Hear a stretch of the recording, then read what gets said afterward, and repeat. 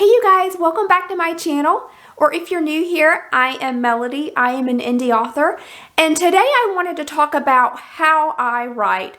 Specifically, how I write a novel on an iPad. So I don't know if a lot of people do this, but I really enjoy writing on my iPad. So I want to talk to you a little bit about my process and share some tips with you about how I make this work.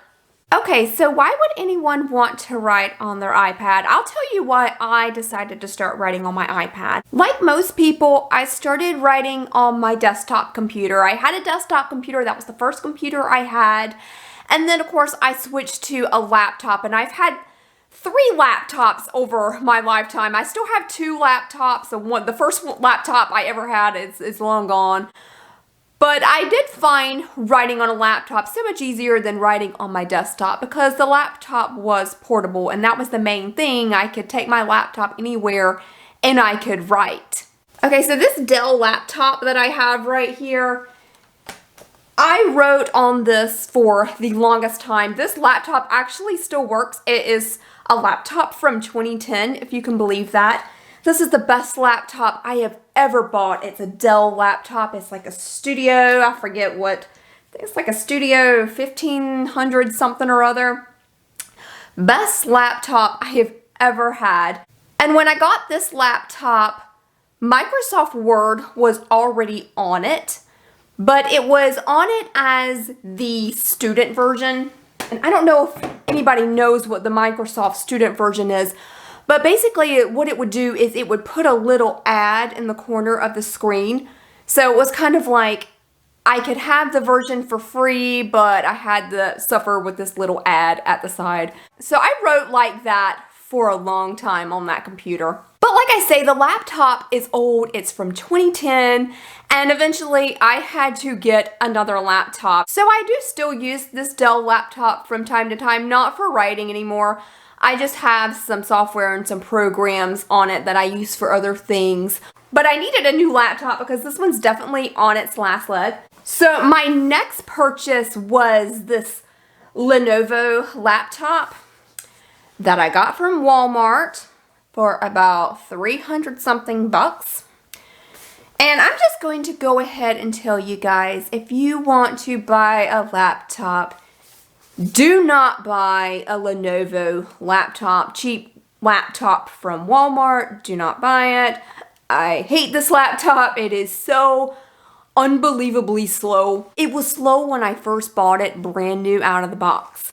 And I did manage to speed it up a little bit, but this laptop has just always just been, kind of. And you may ask, why did I buy such a cheap laptop?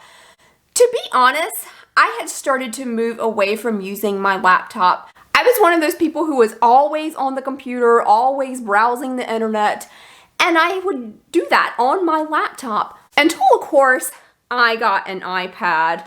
But when I got an iPad, what I discovered was that I was spending more time on my iPad than I was actually on my laptop. And so what eventually started happening was that because I was spending less time on my laptop and I was spending more time on my iPad, I was spending less time writing. And so every time I would get out my laptop, it was just so annoying because the laptop is obviously a little bit heavier than an iPad, and the laptop was slow, and the laptop, this Lenovo laptop, it just always makes this annoying, like, computer sound.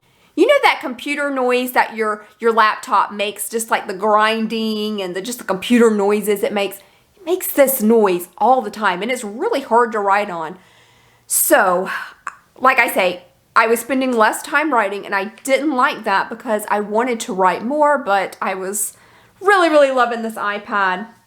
Now, at this time, I should tell you I had switched from Microsoft Word to Google Docs completely.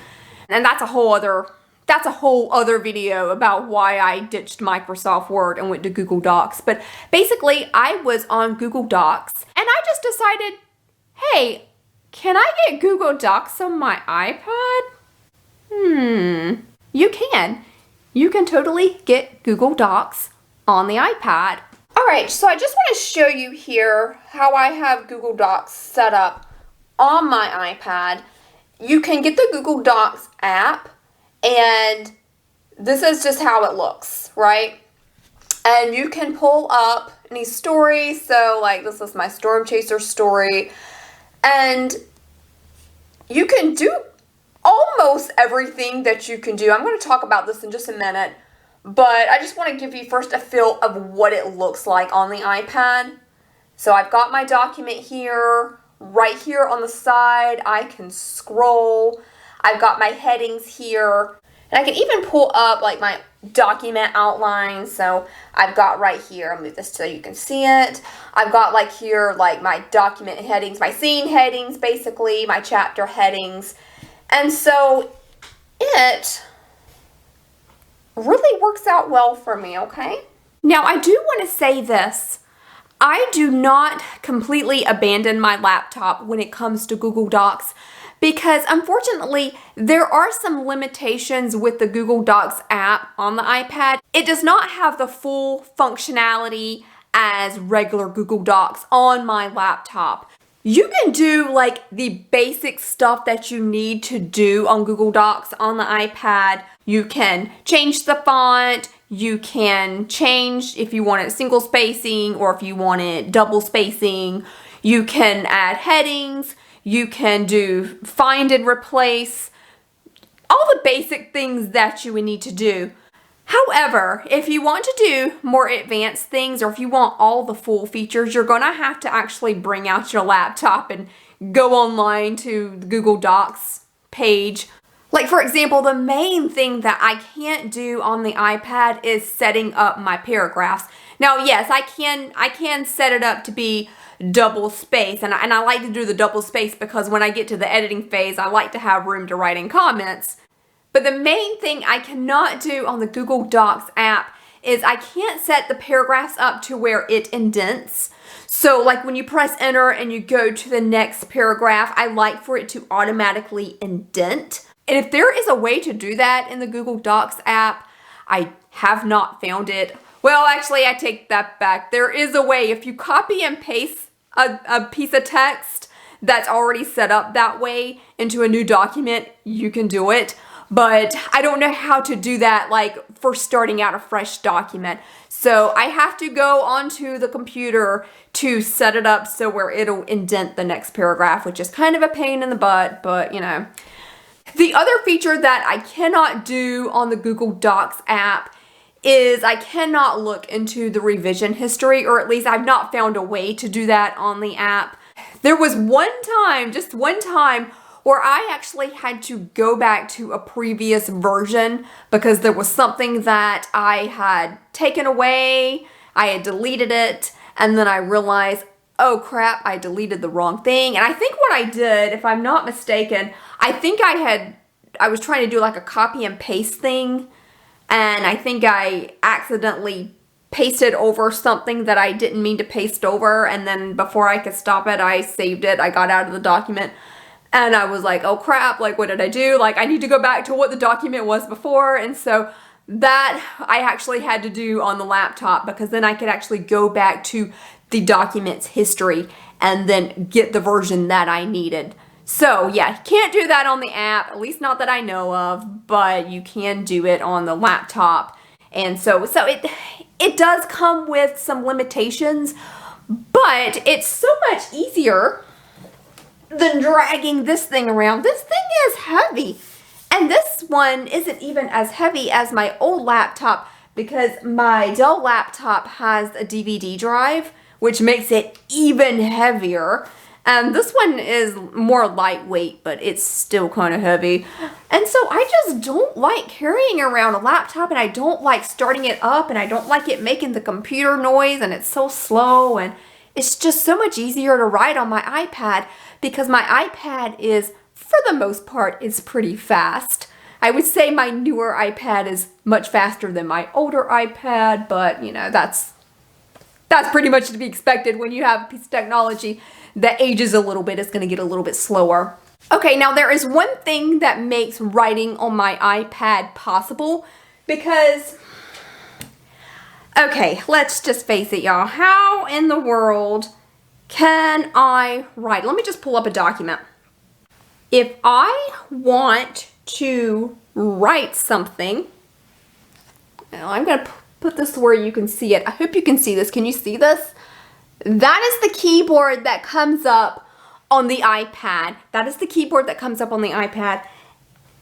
And I don't know about you, but I cannot type that way. I cannot have a screen flat and like type on it. I cannot do that. So I was looking into getting one of those iPad cases that has a keyboard built into it, and I almost bought one of those, but they were kind of expensive. I don't remember exactly how much they cost, but I do remember they were a little bit pricey, and I was like, I don't think so. I'm going to buy something that's cheaper. So this is what I found. Okay, this is the Arteck Bluetooth keyboard. You can buy this on Amazon for 20 bucks. This right here is the best 20 bucks I have ever spent on Amazon. This keyboard is amazing. I love this little Bluetooth keyboard. This little Bluetooth keyboard easily connected to my iPad so I can type. Now, I have like the smaller keyboard that's for $20. There is a larger version of this keyboard that has like the number keys like on the side, and that's a little bit more. But I really didn't need the like expanded number key. I mean, I'm fine with just the number keys at the top. I just needed this for writing, just an easier way for me to type because I cannot type on the little screen keyboard. That's just impossible. So like I say, I really love this keyboard. It's affordable and it works pretty good. And one of the things that I really love about it is that, let me just turn it on and show you. Okay, so actually it's probably hard to tell because it's so light in the room, but it does have a backlit keyboard, which was very important for me because I like to write sometimes when it's a little bit dark, and so I like to be able to see the keys. You can actually change the color. I think what I'm going to do is I'm going to turn off the lights and I'm going to show you what this looks like so you can see it better. Okay, this is honestly the best way to show you guys. Okay, so I'm going to apologize for the bad lighting for just a minute because I know this is really bad. Okay, so here we go. We got the backlit keyboard. And you can change the color. It changes into, okay, here we go. Finally, look, you can do red.